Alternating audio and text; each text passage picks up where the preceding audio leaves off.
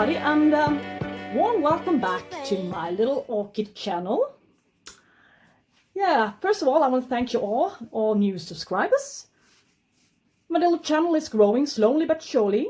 I've been having this channel for, I think, 12 years or so, but I only had dog show videos from the beginning, which I linked to my website for my golden retriever. And yeah, we've been to a lot of dog shows, and yeah, it went well for him, but I didn't upload the best videos when he got his CCs and so on. But yeah, that's what the channel was all about from the start.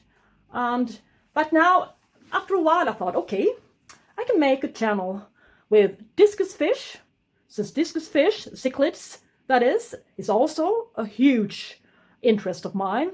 And I got a lot of beautiful discus fish at home, as well as I got, yeah, a dog, of course, and yeah, and all these orchids. But I don't think it's wise to mix it up.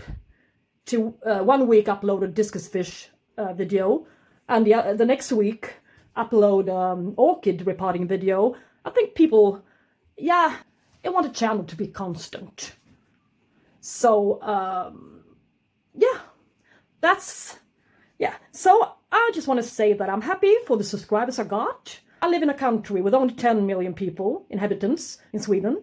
So, and most of the people who's watching my videos are from Scandinavian countries and so on, and with not so many people. So my videos aren't really topping the lists when you search for a certain orchid or repotting orchids and so on.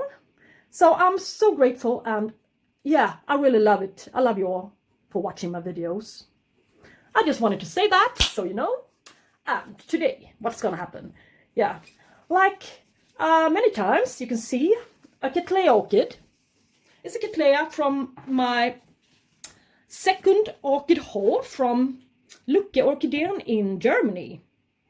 The haul in which I got almost all, I think it was, yeah, all of the orchids were, an import, bare-rooted import from Brazil.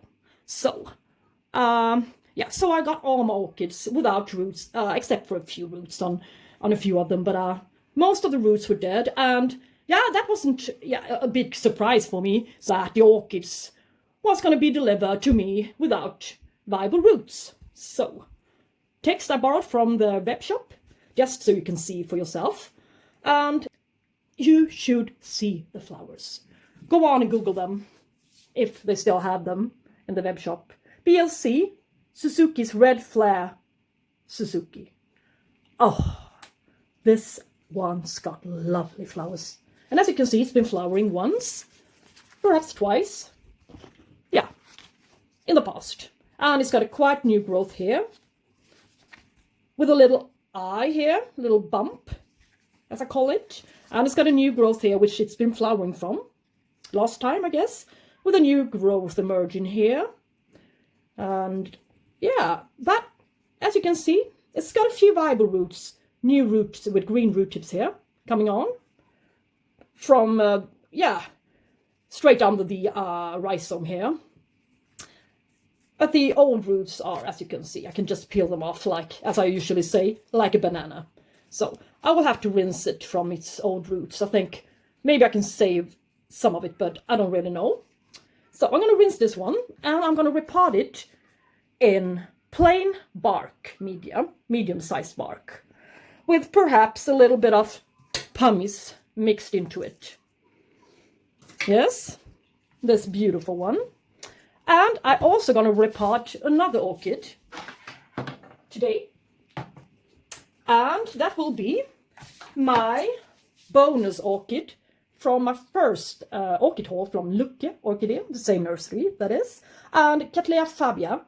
It's a cross between two species. So it's a primary hybrid, of course. And it's a cross between, as you can see, Cattleya doviana aurea and Cattleya labiata. And the flowers, as you can see in the pop-up here, are stunning. This lovely shape with this lovely, lovely pink color. The lovely shade of pink, which I love so much. And the beautiful golden lip with its veinings, this beautiful veinings. And this orchid is, oh yeah, it's also an amazing one. But, well, this one is a little bit harder. Yeah, and this one arrived potted up in this brown plastic pot with, yeah, I don't remember if I saw any new root tips then, but when it arrived, but I thought it was viable since it doesn't look dehydrated, or not much at least. But the thing is, I don't think it's got any roots under here. So the same goes for this orchid. So I think I have to repot it into a transparent pot so I can see the roots. All right. So I'm just going to rinse the orchids, or maybe I can just, yeah, I can just rip it out of its pot for you. Yeah, doesn't really matter.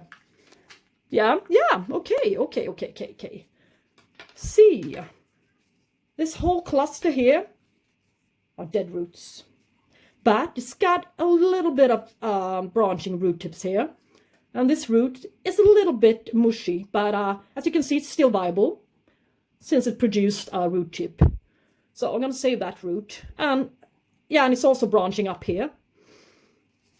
But all of the other roots are, in fact, dead. So I'm going to rinse these two, and I'll get back to you in a sec. So I rinsed the orchids now. And this Cattleya Fabia looks like this now. And yeah, as I showed you, the branching roots here, I'm going to save these, of course. And quite a lot of beautiful new roots coming on here. So, usually I'm using pots with pre-made holes in it. But it's going to be too dry for such a young orchid. So I'm going to use this one without any holes and with a quite shallow air cone. As you can see, this one is not shallow, it's high. So I wanted to keep the moisture a little bit longer since it's such a small pot and such a young orchid still. It's got at least 2 years to flowering size, so yes. And I'm going to use only medium-sized bark with a couple of pieces of charcoal in it. So it's just going to be a regular repotting here. Let's see if I can show you. Yeah. Few pieces of bark in the bottom and look for the newest growth, and it's here. And just, yeah, spread the roots a little bit more evenly in the bottom here. The longest roots. And press the oldest part to the bottom, to the back side here, I mean.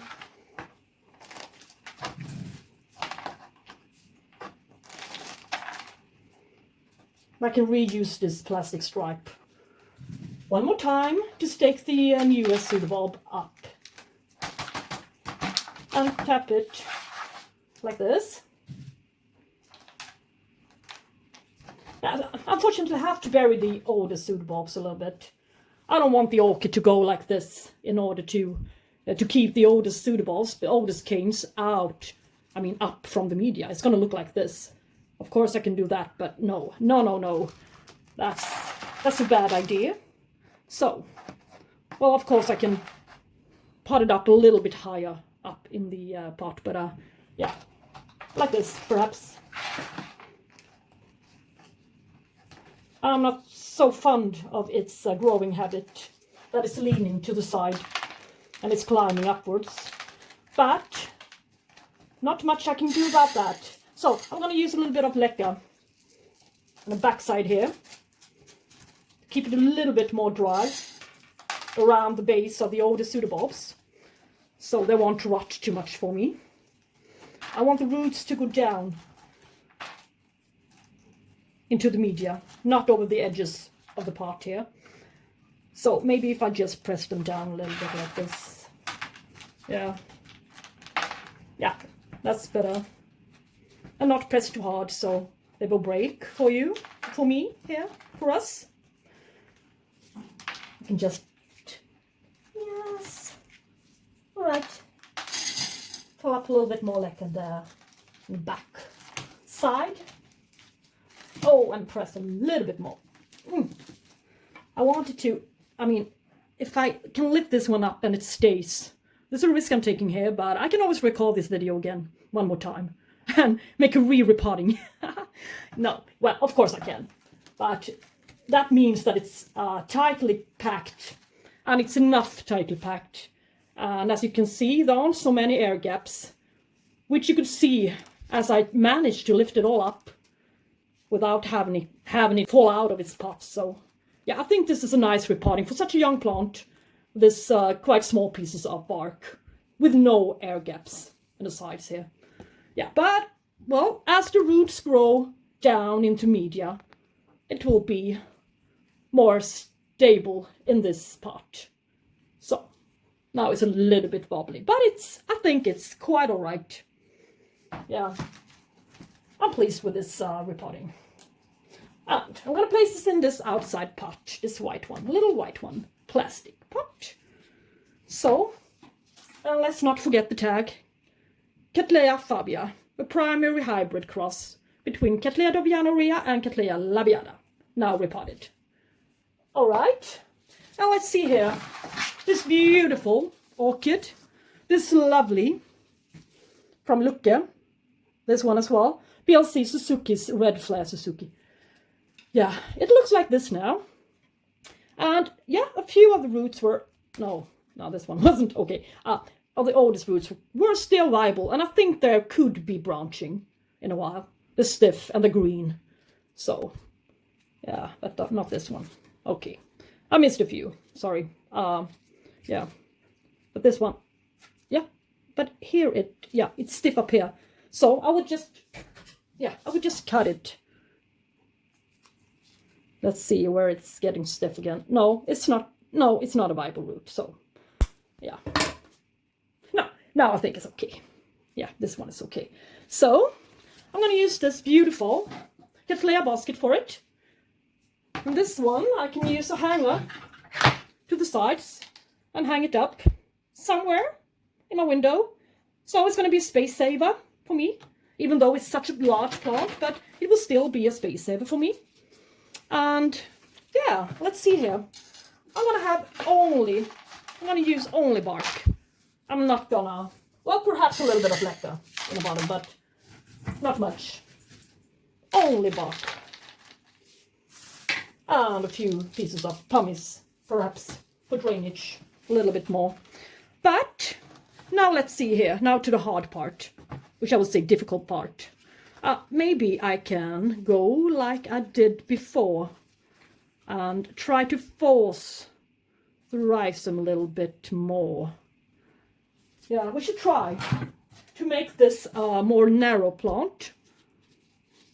I'm not sure if I'm going to succeed with such a rough plant, but well, we shall see. I'll just have to put it down here for a second so I can get a good grip. Maybe. I succeeded with my Chantilly lace twinkle. Make the rhizome a little bit more narrow, not so wide, so there will be enough room in the pot for it to grow on with this new growth here. I want this guy to be a little bit more to the center. Perhaps, yeah, perhaps it's working. I'm not gonna force it anymore. This is the best I can do. Cut this off, and let's see what we're left with here. Is this, oh yeah, of course I can cut the rhizome there.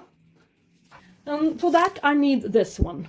I would just cut it, but not too close here so it will split, and I will get yet another loose part of this orchid. Yeah, now I made a little bit more room here, but not so much, unfortunately, but I think that's the best I can do. Yeah, I will have to, I hope you can see, I'm just flimsing around with this pot here. Sorry for that, but yeah, as you can see, the new roots, I want them to go down into the pot properly.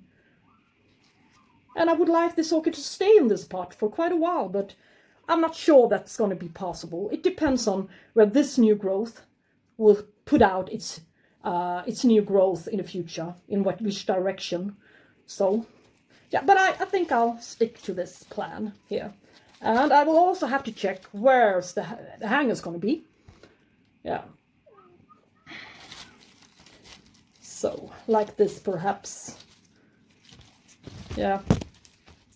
Alrighty. Yeah, I will press it backwards here, to the back.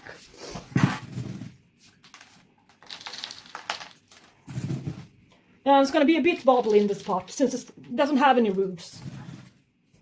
But, yeah, it will solve itself, its problem, in a while. As you could see, all the beautiful new roots that were emerging. So this plant, I'm so happy that it was this plant that was the one which arrived with a couple of roots. All the others were, I mean, they didn't have any Bible roots. They're just sitting there in my room waiting for better days. So, yeah. So I'm so happy that it was this plant that was in the best shape of them all. That's what I'm trying to say. Yeah. Maybe not potted too high up. So, yeah. This is quite okay, I think. Yeah. I have to stake it up, of course. So, which one to choose? I think I'm going to choose maybe this one in the middle. Like this. To stabilize it a little bit more in the pot. So it stays upright.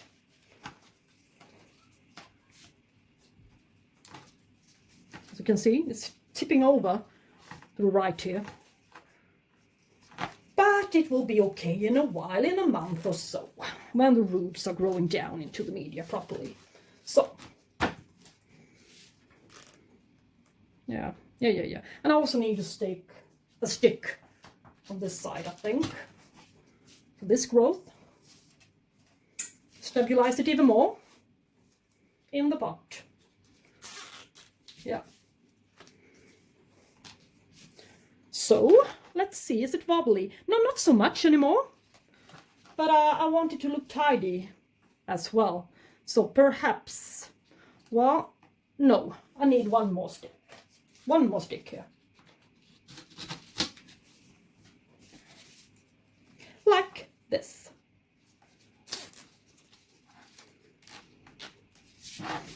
Yeah.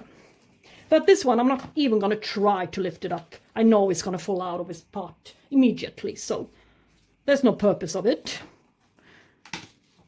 But yeah, I think this is the best I can do with this guy. Please, that's what I think.